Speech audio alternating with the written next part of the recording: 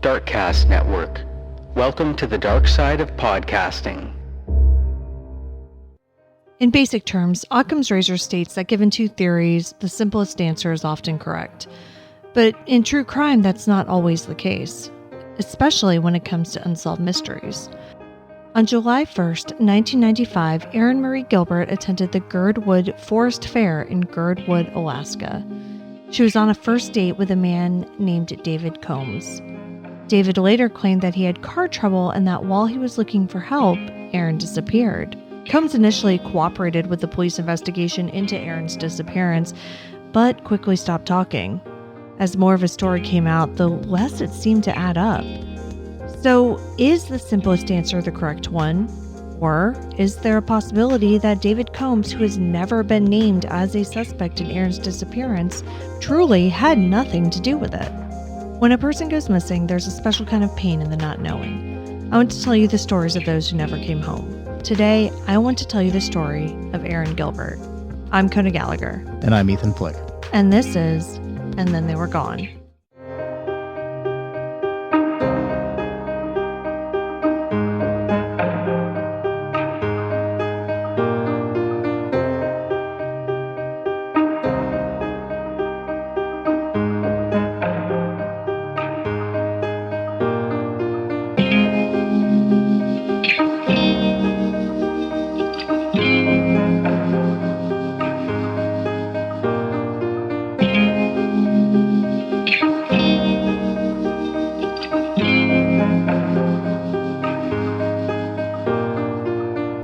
Welcome back, everyone. Welcome back. This week, we are taking you to July in Alaska, aka the land of perpetual sun. Oh, right. Yeah. Yes. You always hear about the towns that are engulfed in darkness for 28 days. But right. Yeah, they don't really talk about that. Although there was that one movie with Al Pacino, I think it was called Insomnia. Oh, yeah. Wasn't Robin Williams in that? That was like he one was of the those bad guy. Serious. Yeah. But yeah, so this is like that. So this takes place in and around Anchorage, Alaska. And in July, the sun didn't set till almost midnight. Oh my God. And then I guess it only stayed down for a little bit. Yeah, till like 4 a.m. That's crazy. Like I can't even imagine that. Yeah, well, so having been to like Ireland in the summer, it's very similar there. That's about like what it is. And it's incredibly bizarre for somebody who comes from, the mid-Atlantic region like we do in the United States. But, this case does show that people can vanish in broad daylight. Even a beautiful, striking 5'11" woman with a distinctive tattoo. Wow. Yeah, this is one of those cases where it seems on one hand that it should have been solved quickly, but on the other hand, there's truly not a lot of hard evidence that suggests anything, really. Is this another case where the police are going to say that she just walked away on her own? Also? I mean, spoiler alert, It does come up. All right. But I mean, no, that's not like the central focus of it. But, it's just, it's bizarre. But before we get started, I want to give a special shout out to our newest members over on Patreon. Yay, we've got new members. Yes, Victoria J. and Genevieve C. Thank you so much for your support. It really means a lot. Thank you. And if you would like to join us over there at any level, you can get these episodes early and ad-free. But now let's get into the story of Erin Marie Gilbert. Erin Marie Gilbert was born on May 4th, 1971 in Everett, Washington. She was one of 3 sisters, and she seemingly had it all. She was tall, gorgeous, like athletic and smart. So, I mean, truly just checked off all the boxes. Not only that, but she was also kind. Erin was just under 6 feet tall and played basketball, volleyball, softball, and ran track in high school. Jesus, when did she have time to eat? Well, I don't know, because she also graduated with a 4.0. Of course. Right? Like, oh my God. So after graduation, she was living with her dad, Kurt Gilbert, in San Francisco, but, didn't exactly know really what she wanted to do with life. She knew she wanted more, but didn't exactly know what that looked like. Her older sister, Stephanie Juarez, had married an Air Force man, and they had moved to Anchorage, Alaska, to the Elmendorf Air Force Base, which is now called the Joint Base Elmendorf-Richardson. Stephanie's husband traveled a lot, as you would imagine, as an active duty military member. So Stephanie often found herself home alone with her 2 small children. Looking for a little help and maybe some companionship, she convinced Erin to move in with them. Stephanie found Erin a job nannying for a family that she knew, and Erin began to settle into Alaskan life. Though she was busy with work and with helping out her sister and brother-in-law at their house, she was still a single woman in her 20s, so Erin liked to go out when she could. One of her favorite places was a local bar called Kilcoot Charlie's, affectionately called Coots by the locals. Kilcoot Charlie's? Yes. Okay. Yeah. And I just picture a very dark, windowless dive bar. Is that just what you envision all bars in Alaska to be, though? Yes. So it was here that she met Dave Combs in June of 1995. He was a few years older, but the pair hit it off and exchanged numbers. So I'm not sure if either of them called the other, but they didn't see each other again. It sounds like for a few weeks. Maybe. Reports kind of differ on this. Some make it seem like, this was a few days. Others make it seem like it was a few weeks. But in any case, they saw each other back at Coots. And this time, Dave asked Erin out on a date to the 20th annual Girdwood Forest Fair, which was the next day on July 1st. So Erin, of course, told her sister about the date. And according to Stephanie, Erin wasn't super excited about it. But, she figured it was at least worth going on. Basically, what it sounds like is she's like, Dave was nice enough, but she didn't think this was going to be the man of her dreams or anything. Okay. But, she was new in town, she was in her 20s. And so she figured, why not? Yeah. Basically, what do I have to lose?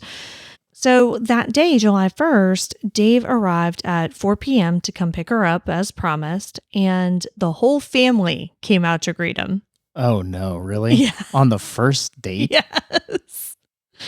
So Erin's brother-in-law, Stephanie's husband, played the role of the protective man of the house. Oh, man. Yeah. Come on. Yeah. And so, they all came outside to meet him, and Dave was wearing sunglasses because it was a sunny summer day.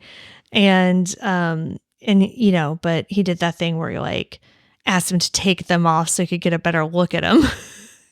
And so it's one of those kind of power moves. Yeah. And Dave complied, just laughing about it, keeping it light, and everything was cool. And the two got ready to head to the fair.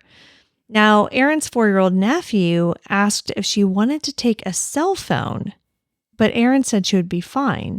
Oh, I guess this is 1995, right? It is, yeah. But that's so weird to me because, yes, having a phone with her could have possibly changed the outcome of this evening, but it was 1995 and hardly anybody had cell phones. Right, yeah. So, on one hand, it's normal that she didn't want to take it because that just wasn't a part of her life. But on the other, it's crazy that she even had that option. Yeah, I don't remember what cell phones even looked like in 1995. Yeah, I don't know either. I feel like they were still in suitcases at that point. Right? Yeah, I feel like it's the brick Nokias didn't come out till 97 or 98. Yeah, those were definitely later. So yeah, I don't know. And flip phones didn't come out for a while. Oh no, that was 2000. So anyway, Stan's cell phone, they get into Dave's car and head out to the fair, which is roughly a 40-minute drive. They get there around 5 p.m., or at least we think they do, just again, based on him getting there at 4, talking to the family, and it being a 40-minute drive. Yeah. But here's the deal with this timeline. It's not really corroborated that well. The majority of it comes directly from Dave's early statements to police, but there just aren't a lot of witnesses to back it up. They weren't able to find any witnesses that saw them actually at the fair, or did they just never make it to the fair? Well, we're going to get into all of that. Okay. But to that question, I was reading a Reddit thread about this case, and a few people asked if it was possible that they never made it to the fair in the first place, because that, I think, like you just asked, it's a logical question. But we do seem to have at least one witness who did report seeing at least Erin there. Okay. Most of the reports say that at least one witness came forward saying that they saw the pair at the beer garden on the fairgrounds. Now, this Reddit post was written by a verified user who knows Stephanie. Apparently, their father went to high school with Stephanie, so that's how they're kind of like connected. Connected to this. Yeah. They said that a witness said that they remember talking to Erin because of her tattoo. She had a large tattoo of a blue flower on her chest, which, I mean, I've seen it and we'll show the picture, of course, but I mean, it's memorable. Like, it's a very unique blue flower that's basically like on her chest, kind of above her like left breast, and it goes up to her collarbone. So visible with like normal shirts. I think so. At least part of it would be visible. So now this person who said that they talked to Erin about her tattoo, I don't know if this is the same witness who says that they saw both of them at the beer garden, but I think it might be. But again, that part is just really fuzzy. So at the very least, though, we have multiple witnesses that have... No, we don't know. We don't know if it's multiple or just the one. Oh, okay. Yeah. But we have at least one who does remember talking to her about tattoos at the fair. Right. So she did make it to the fair. That's what it seems like. But as far as we know, like, that is the only reported sighting of Erin after she left home that day that didn't come from Dave himself. According to Dave, the pair decided to leave the fair at around 6 p.m., meaning they only stayed for about an hour. And, a lot has been made of this as well. It's like you drove 40 minutes each way and you're only going to stay about an hour. And there are a couple different ways to look at it. Like, one, Erin had to work the next day. And on a first date, an hour and 40 minutes, give or take, I think is kind of long enough to know if it's like... Well, yeah, especially because you have that 40 minutes in a car. That's what I mean. So you got the 40 minutes in the car, the hour or so at a fair. Like, I think you kind of like get an idea of whether or not this is like going to be a thing. Yeah. If they were a couple or whatever, and they drove all that way and only stayed for an hour, it would seem a bit weird. But I think for a first date, it's actually not that strange. Yeah. And who knows? Maybe the fair was lame. Yeah, well, that's the thing. And that's, funnily enough, like somebody else on the thread who's from that area said that. They're like, yeah, it's a forest fair. And if you're not into that, like, it's extremely boring. I don't even know what a forest fair is. I don't know either. But yeah, it seems kind of niche. And so I kind of get like what she's saying. Yeah. Where it's like, yeah, if that's not your thing, it's like, it's just weird. So, it could have been any number of things, right? But this is all, again, according to Dave. So according to him, they decide to leave around 6. And after that, they went back to where he had parked the car. And, he had parked the car in like a field somewhere, like as you would expect for a fair situation. But when they got back, the car wouldn't start. Oh. Yeah. So even though summer, like I mentioned, in this area is almost perpetual daylight, a law had recently been passed that required headlights to be used on the highways at all times. But like, people weren't used to that. So he left his headlights on. Exactly, because he had his headlights on the way up. And this is before car technology kind of caught up to this. Right. So like daytime running lights weren't a thing on cars. You just had to manually turn your headlights on. And it was really easy to forget to turn them off. Yeah. So apparently that's what happened. They get back to the car's dead. So all of this is like completely reasonable to me so far. Like everything about this. It all makes sense. Right. Yeah. This is where it kind of starts to take a left turn. Dave said that he told Erin he was going to go to a friend's house nearby and try to get help, like jumper cables or, to get a jumper, whatever, right? So, okay, that's a little strange, odd. but wouldn't think to go and ask somebody that's working at the fair. Or literally anybody in the parking lot, anybody in the fair, anybody, Hey, does anybody have jumper cables? Can you? Yeah, because again, I just feel like in 1995, everybody had jumper cables in their car. Mm-hmm. There were probably 7,000 sets of jumper cables in that field at that time. Yeah. I mean, hell, we have jumper cables in our car. Yeah. And so it's one of those things that's okay, well, that's kind of weird, but he thought he knew somebody nearby, so he went to go to somebody he knew instead of asking a stranger. Okay. That still seems odd to me, but I mean, I don't know. Maybe the friend lived really close by too. Who knows? And maybe they were a mechanic. Sure. Yeah. Who knows? He goes and does this, but after he leaves, he apparently realizes that he doesn't actually know where this friend lives. So he's lost and just kind of starts wandering around. And according to Dave, is gone for the next 2 hours. Just leaves her. Okay. 2 hours. That's all right. Mm-hmm. So he can't account for his whereabouts for 2 hours, essentially. Well, yes. At this point, 2 hours. Okay.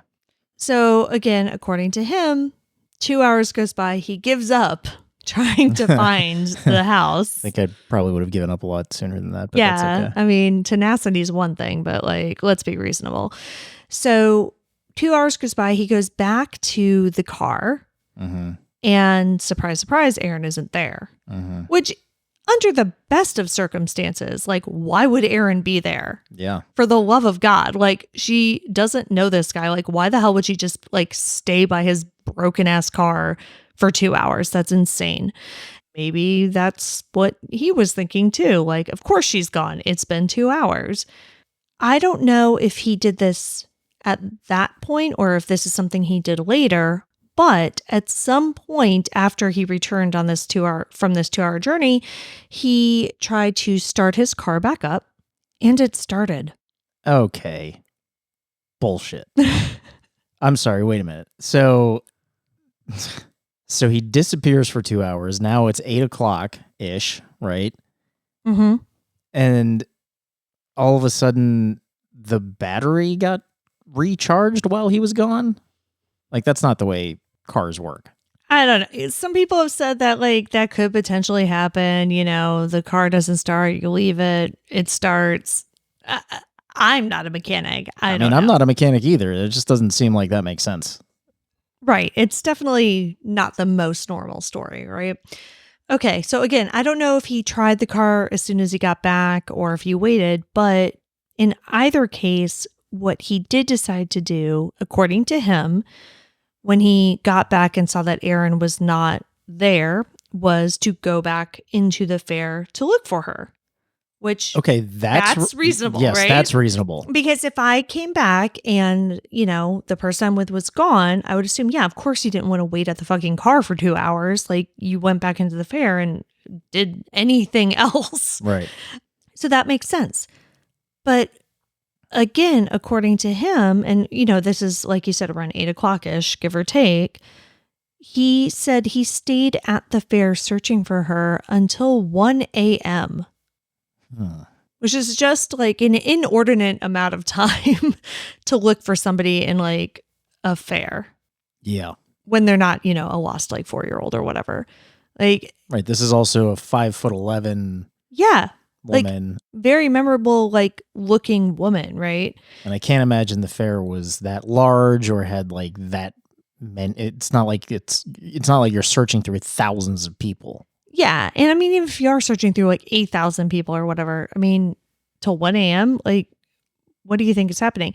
So, okay, maybe he looks for her for a little while and then it's just screw it. I'm just going to enjoy my night and just decides to stay at the fair and chill till 1 a.m. I don't know. Either way, it's weird. Yeah. But that's what he said he did. I mean, that's 5 hours of searching. Right. So, okay. Again, just to recap, here's the rough timeline. according to Dave, mostly. He picks Erin up at her house around 4 p.m. They arrive at the fair around 4:40, 5 o'clock. They decide to leave around 6. He discovers his car won't start and wanders around lost until about 8. He returns to the fair and looks for Erin until 1 a.m. But then what does he do after that? Goes home?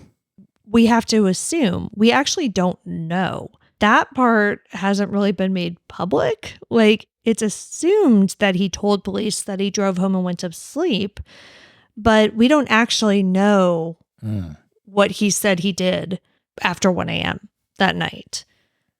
The next thing we're sure of on Dave's timeline is that at 7 a.m., he called Stephanie. So he called the house because it was a landline. So that's probably... That's probably the only number that he had. Exactly, right? So he calls the house and Stephanie answers and he asks her if Erin made it home okay.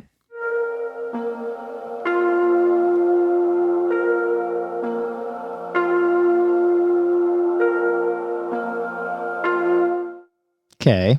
At 7 a.m. Stephanie, I'm sure, is just like waking up and has no idea if Erin made it home okay because, you know, she wouldn't have necessarily heard her come in based on like where Stephanie's room was versus the front door versus Erin's room. Like, she had no fucking idea. She just assumed that she was in her room, but she hadn't checked on her like her sister was a grown woman. Right. So at that point, obviously, she did go in and check and saw that Erin was not only not in her room, but that it didn't appear that she had been home at any point. So Stephanie was immediately worried. Erin obviously wasn't with Dave, and she was not the type of person who would just stay out all night. And even if she did, for whatever reason, like Erin knew that Stephanie would be concerned if she just like didn't come home.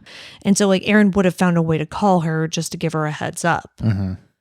It's not like, again, Stephanie's not her parent. She doesn't have to like ask permission or answer to her. But again, it's just common courtesy. Like if you're not going to come home, you just give her a heads up. Like that's it, right? And that's the type of thing Erin would have done.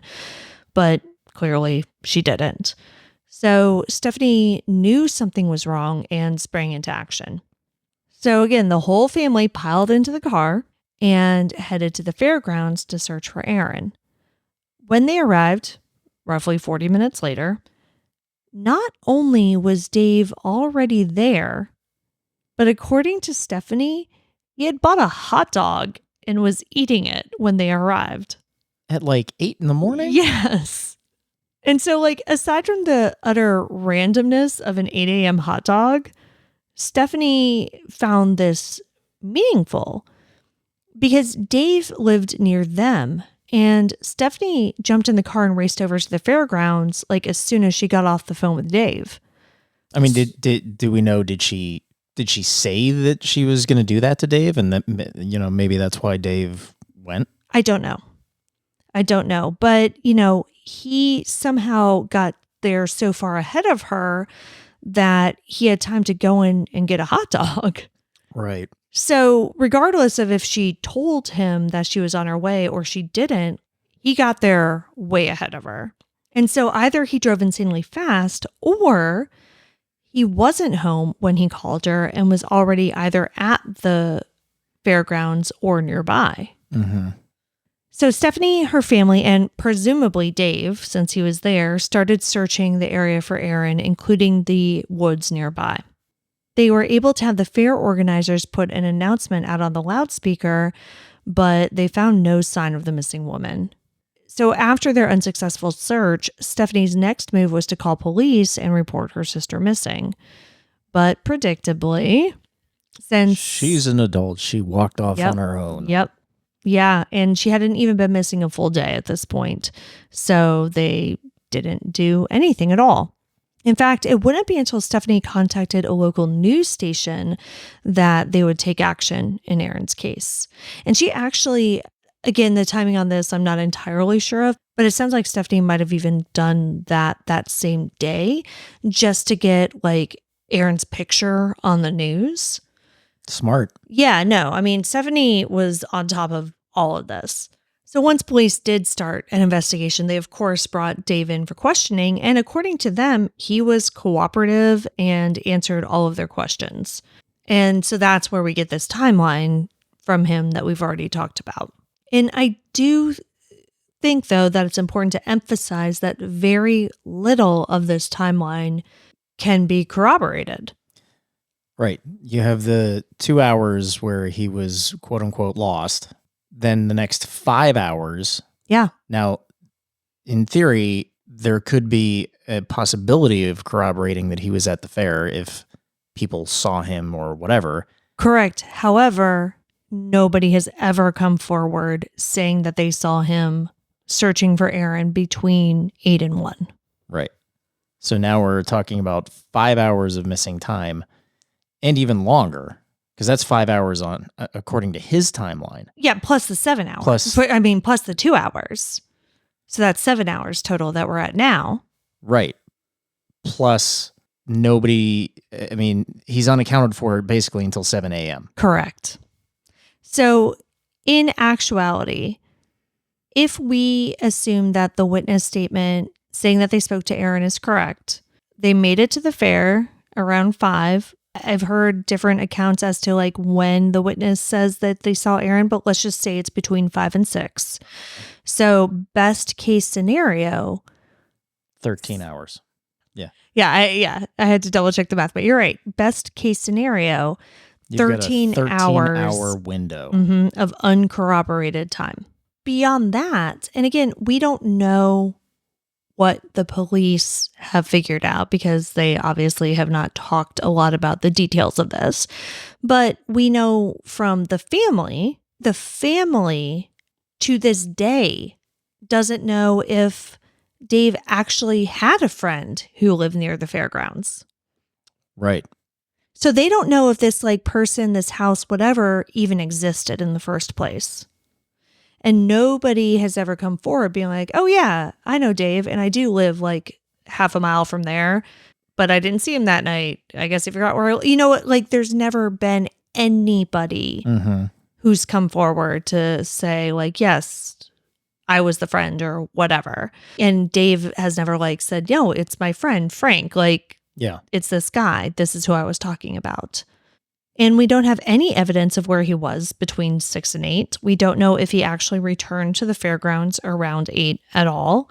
We don't know if his car battery was ever dead. Because it magically came back on. Exactly. So we can assume that it did either magically come back on or was never dead in the first place because, you know, I guess his car was maybe in a different place. Maybe he drove it. It's like we don't even know, right? Like we don't even have evidence that his car moved at all in that time period. We don't know if he went back to the fair and stayed until 1 a.m. Nobody's ever come forward saying that they saw him there. But nobody's ever come forward saying that they saw him somewhere else. Right. You know? All we know is that at around 8 a.m., according to Stephanie, he was at the fairgrounds eating a hot dog.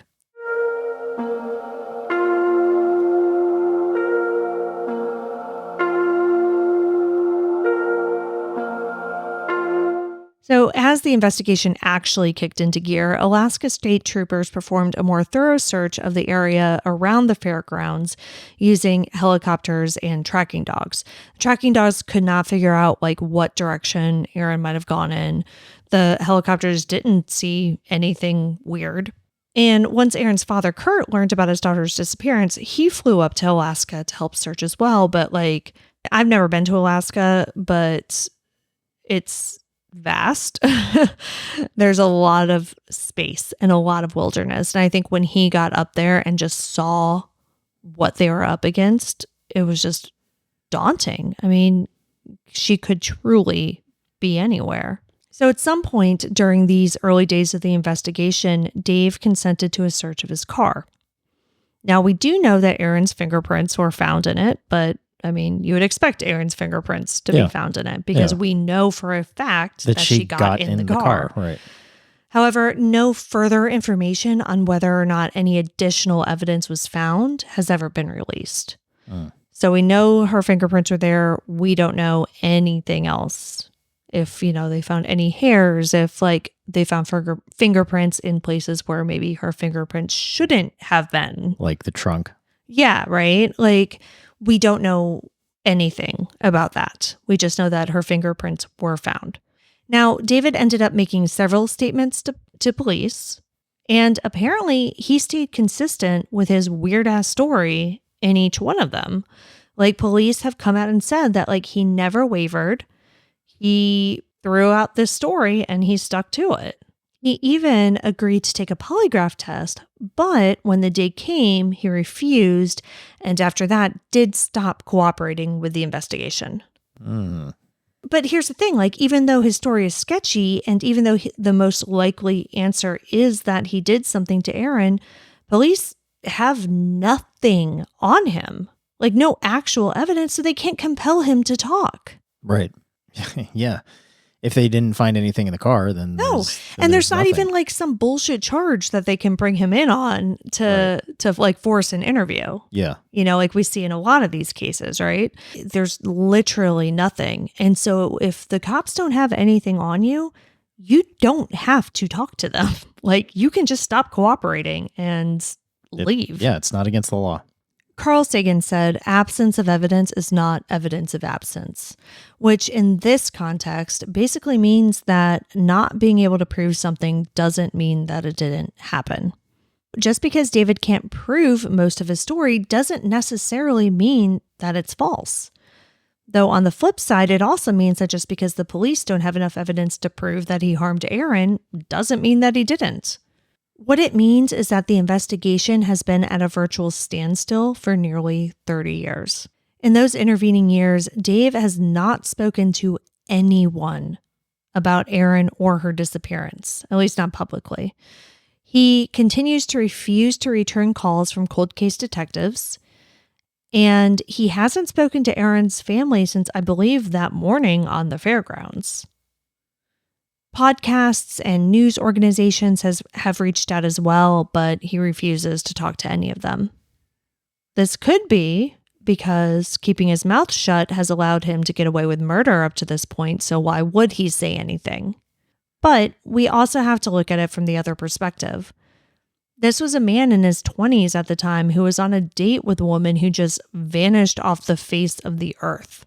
Right. I didn't want to jump to defending him, but like, I mean, come on, if you're in his shoes, and let's assume that he didn't do anything nefarious, yeah, I wouldn't want to fucking talk about it either. Right. I mean, you've got to think that, like, even if he had nothing to do with what happened to her, you would think that would cause a lot of guilt. You know, he also barely knew her. Right. Yeah. He had met her like a couple times at a bar. Right. Like, it's not like his wife went missing. And, exactly. You know? Yeah. If he truly did tell police everything he knew in those several statements that he gave to them at the beginning and believed that he had no more useful information, I can understand why he would just want to put this behind him and get on with his life. And as suspicious as it may look, no one should ever take a polygraph. So rather than canceling out of guilt, he could have canceled because he came to his senses. Obviously, polygraphs are inadmissible in court, but they're also just kind of bullshit. They are. And it's all about how the polygrapher and police decide to interpret it. And they can use it to jam you up for something you didn't do. Like, don't take a fucking polygraph. Yeah, ever. Yeah. And yes, it's a paradox because it makes you extremely guilty when you don't. Yeah, but I mean, like, don't do it. Even if you're 100% innocent and you take a polygraph, if you're like anxious. Yeah, no, I've said on this show many times, I would fail any fucking polygraph anybody gave me about any subject. Because you're immediately time. on edge when they strap you in or whatever. Yeah, like there's no way. Like, I just could not do it. And, also though, but getting back to Dave, if we actually take his wacky story at face value, there was plenty of time for something else to have happened to Erin. Right. For instance, one early theory is that Erin wandered into the woods and got lost. Her family, of course, thought that there was no way Erin would do something that ridiculous. Yeah. But like you can kind of see why the police had to consider it, right? Oh, yeah, sure. I mean, it's just one of those things that you just have to like check the box. Sure, but you would also assume that with the amount of searching that they did, that they would have found some sort of evidence of her being in the woods. Well, exactly. And I think that's why, though, the early searches really did concentrate on those woods so much because A, either she could have gone out there and something, happened accidentally, or B, if something bad happened to her by somebody else's hand, there's also a chance that she's in those woods. Right. So, like, that makes complete sense. But of course, they also considered the old chestnut of her deciding to walk off and start a new life. But the problem in this case with that is that this was the new life that she had left voluntarily to start. Right. Like, she was in San Francisco and she left to move to Alaska and like hang out with her sister and go to cosmetology. Like, she was nannying and she's going to go to cosmetology school. Like, this was her new life. Like, she already walked off and started a new life. Well, and it also seems a bit odd to choose that time. Like in the middle of a date. While you're out on a date, like, you know what? I think now's a good time to just like, let's just fuck this and start all over. No, it's insane.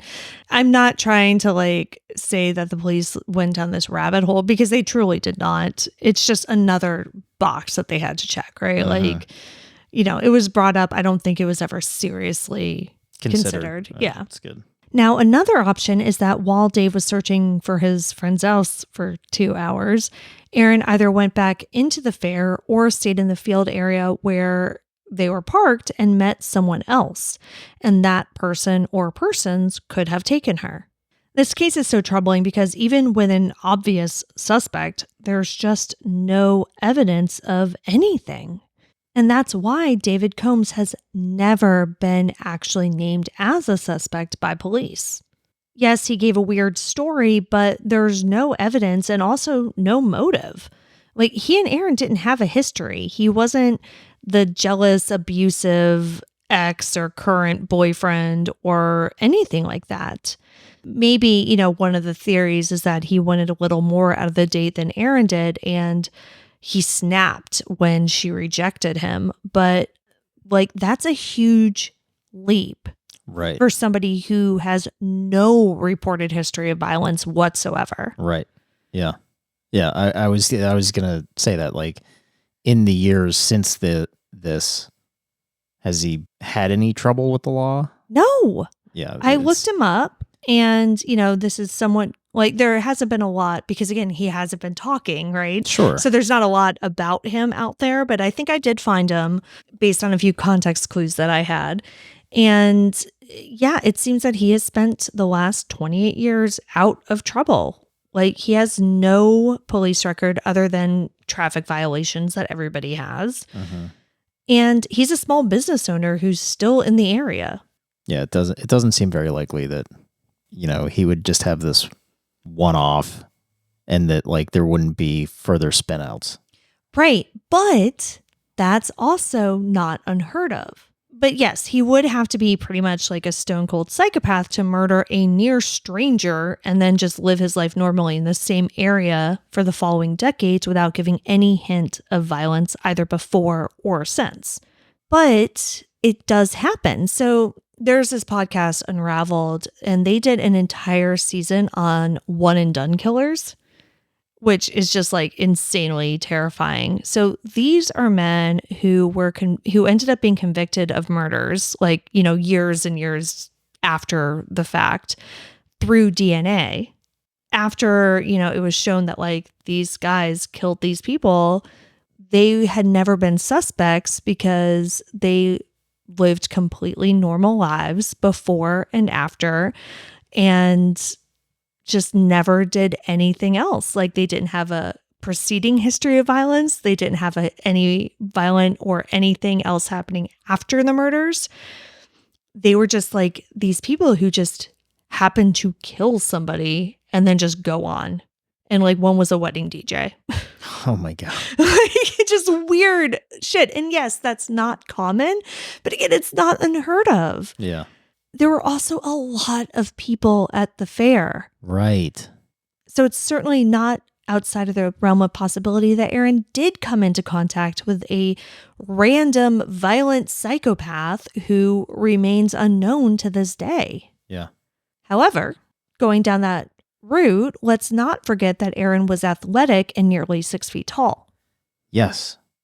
Right. So it seems unlikely that either David or a stranger could have done anything to her around the fairgrounds without other people witnessing it. Yeah. Like, she would not have gone down easily. And how big is Dave? Do we know? I actually don't know. Okay. I'm assuming like around the same-ish, because she was 5'11", so he's probably around that. Like, nobody mentioned him being 6'5" or something, right? And I think if he was either extremely tall or extremely short, that would have been mentioned. Right, yeah, probably. You know what I mean? If he's like 5'6" or 6'5", like I think that would have been in some of the articles. Probably, yeah. So because it wasn't, I'm guessing he's, 5'10" to 6 feet-ish, give or take. Mm-hmm. So like roughly around her size. It's not like he or somebody else could have just like attacked her, right, at the fairgrounds without somebody noticing. Mm-hmm. But even if she were drugged, for instance, her size would make her difficult to physically manipulate. Right. So for the stranger theory to make sense, that person likely would have had to convince her to leave with them voluntarily. Mm-hmm. And that's not something it sounds like she normally would have done. She would have just like left with some random person.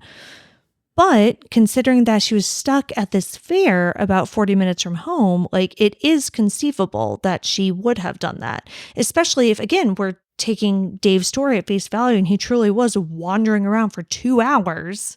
Maybe by the 90-minute mark, Erin's like, shit, he's not coming back. I need to get home. Right? And then she's like, okay, well, this nice person offered me a ride or whatever. Like, you might be more likely to accept, even if that's not something you would typically do. Though it does seem more likely that Erin would have tried to find a phone in order to just call her sister or her brother-in-law or whomever to come pick her up. But I don't know what the payphone situation was there. Right, yeah. This is a field where a fair is taking place. Exactly. So I don't know if there was like a phone nearby, that she could have used. So she could have met somebody who said that they lived nearby, or like, hey, I can take you to this gas station a mile down the road that does have a payphone or whatever. Somebody that lives nearby, like Dave's friend. Yeah, right. But like you can see that, right? Like you can see if, okay, maybe she won't make the leap to driving 40 minutes plus back to Anchorage with a stranger. Mm-hmm. But if somebody said, hey, yeah, I'll take you to the gas station and you can use the phone, like that seems a little more plausible that she would accept that. Yeah. Or Dave, the person who she was with, who has a completely nonsensical story of the evening and whose activities between approximately 5 p.m. and 8 a.m. are unaccounted for, could have killed her. Yep. That's what Erin's family believes. And I mean, it's easy to see why. The problem is Erin has still not been found. After nearly 3 decades, we have to assume that even if she is, most of the physical evidence will be lost to time and the elements. But that doesn't mean that this isn't solvable or that it's hopeless.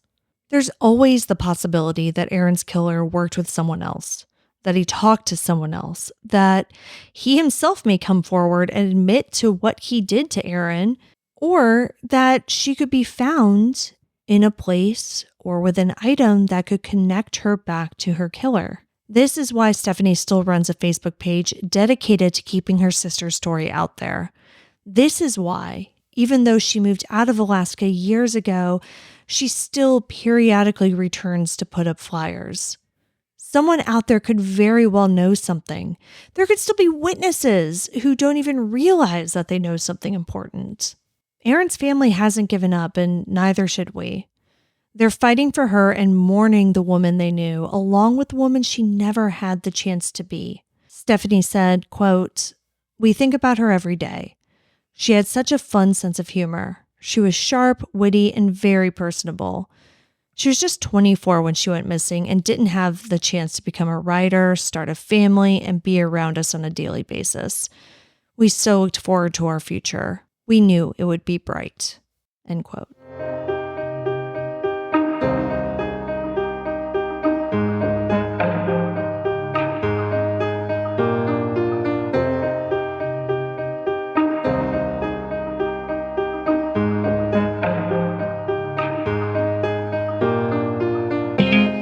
Erin Marie Gilbert has been missing from Girdwood, Alaska since July 1st, 1995.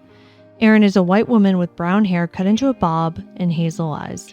She was 5'11" and around 145 pounds at the time of her disappearance. She was last seen wearing a black leather jacket, a black and white striped shirt, black jeans, and brown mountain boots. She has a tattoo of a large blue flower on her chest. Anyone with information on the disappearance of Erin Marie Gilbert is asked to call the Alaska State Trooper Cold Case Unit at 907-269-5511. Her family is offering a $35,000 reward in this case. You can see all the sources for this episode along with photos and videos at our website, andthentheyweregone.com. And be sure to follow us on social, and Then They Were Gone Pod on Facebook and at ATTWG Pod on Instagram, TikTok, and Twitter. If you like what we're doing, please subscribe and consider leaving a 5-star review on Apple Podcasts. It will help new listeners find us. And the more people that listen, the more chances we have of bringing someone home. And we'll see you here next week for a brand new episode. See you next week. And Then They Were Gone is hosted by Kona Gallagher and Ethan Flick. All research, writing, and editing is done by Kona Gallagher. Theme music is The Stork by Ketsa. Additional music is provided by Kai Engel. And Then They Were Gone is a Little Monster production. Hey, you can do it!